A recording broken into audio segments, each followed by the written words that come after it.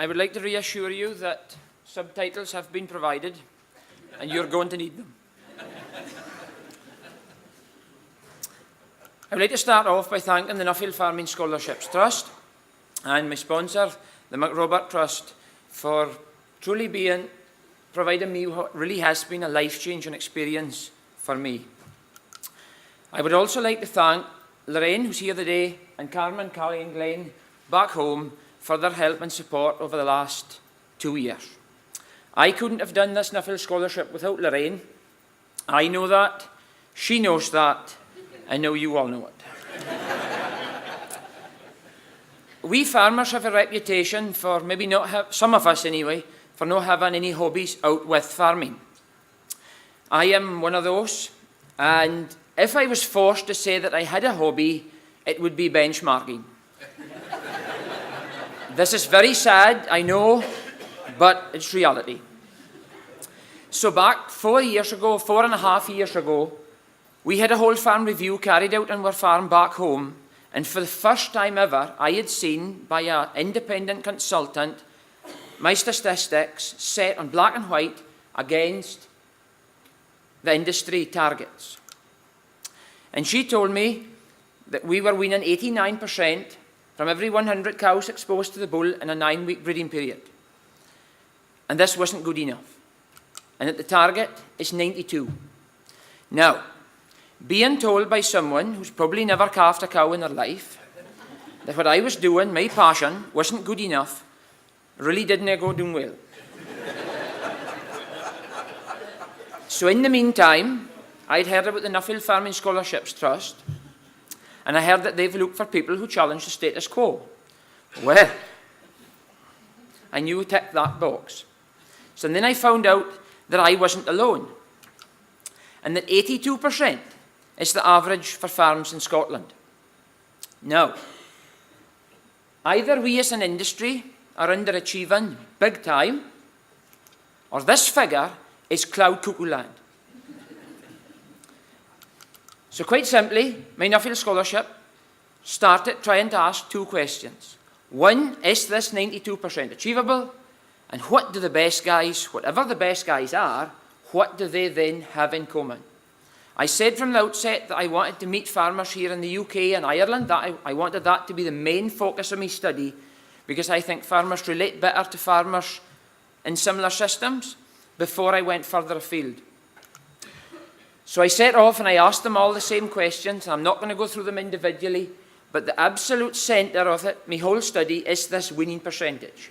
And obviously, calving spread, the length of calving, is obviously important towards that. They're saying 9 weeks. We all know that within the industry, it's very different. One farmer was asked, when did you start calving? He says, just at the end of the Second World War.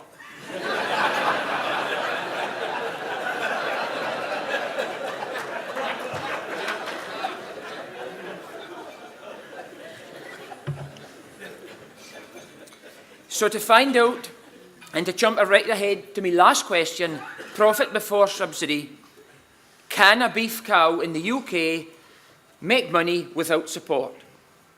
So to find out the answer to this winning percentage, I've brought all my other questions into 4 sections. Nutrition, genetics, management, and health.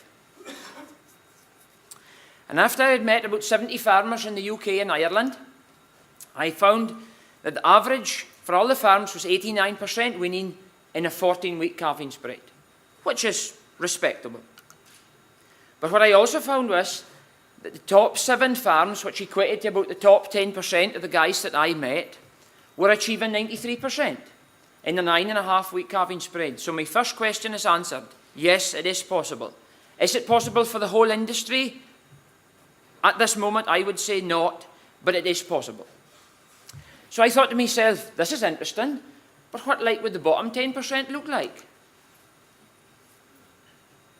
It wasn't a huge surprise that they were 9% behind, but what came as a real shock was that they were spending 28 weeks, almost 3 times longer, to produce 9% less calves.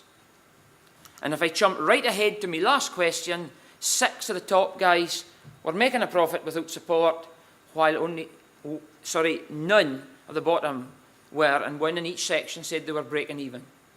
So just to recap, you spend 28 weeks a year, or more than half of your life, calving cows, to produce 9% less calves to not make a profit.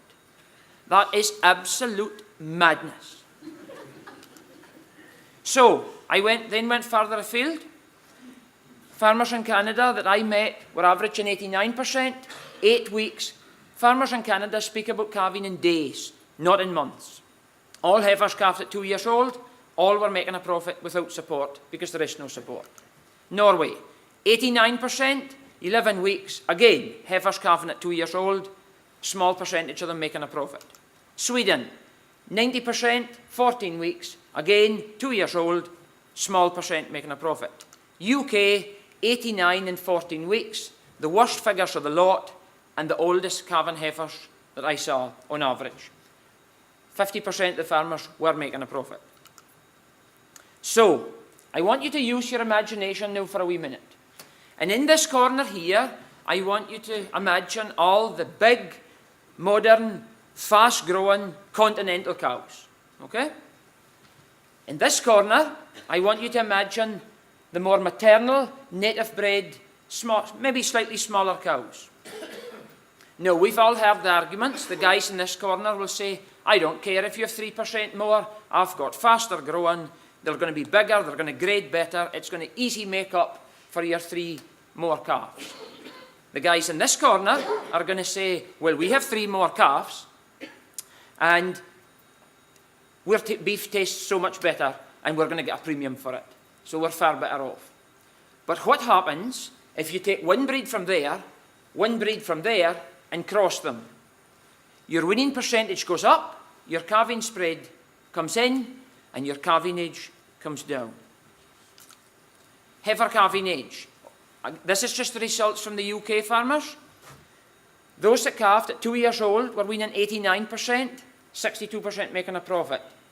The guys that were calving at 3 were 87%, and less of them making a profit. But it gets worse. In that 3-year-old group, there were a few farmers who had slow maturing, smaller, low-cost systems with hill cows. They have to calve at 3. There's no option. The cows are too small to be bulled at 15 months. If you take them out of that equation, there's not one of that bottom section making a profit. So the influence of management and staff. This farm has kept its breed of cows the same, but a complete change in staff. The manager and the staff saw him moving from 72% in a 12-month period to 79% in 12 weeks. The influence of cow. This guy is the same farm, same staff. He would have a similar type of cow as the first farmer. He was winning 78% in 32 weeks.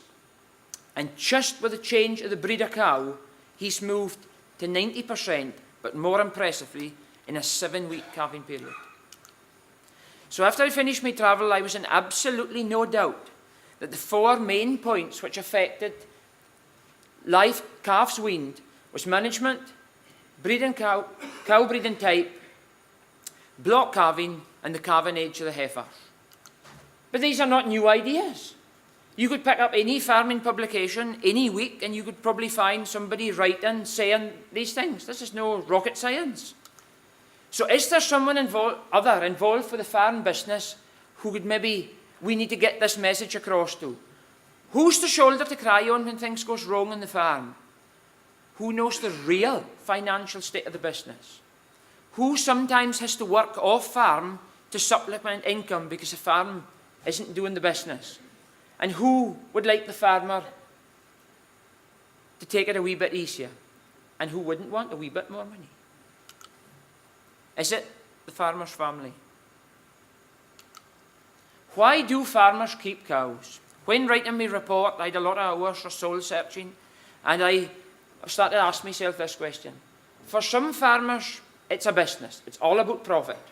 Others, they want to sell the best pen of cattle in the market that day. Others are passionate about showing. Others think showing is doing our industry harm. Some arable farmers I met realised the importance of muck for growing crops. And let's be honest, for some farmers, they are just there. They inherited a farm, they inherited a herd of cows, but if they had been born in the city, they would never have been a farmer. And I've written at the bottom that there are some farmers, I don't know if I've met one, who even keep cows to produce beef. So does this subject even matter? Is it any of me business if somebody wants to work off farm, use that money to plough into cows just because they like walking round the ring with them a couple of times a year, or because they like looking at a certain colour of cow? What does it matter? I still haven't met a farmer who likes empty cows, dead stock, and unhealthy stock. So for that reason, I hope that this report has highlighted some important factors that can reduce losses, improve the health of our stock, make life easier, and increase profits. Surely that is a win-win-win-win situation. And that can only be a good thing for the stock, the farmers, their family, their staff, and the whole wider farming community. Thank you very much.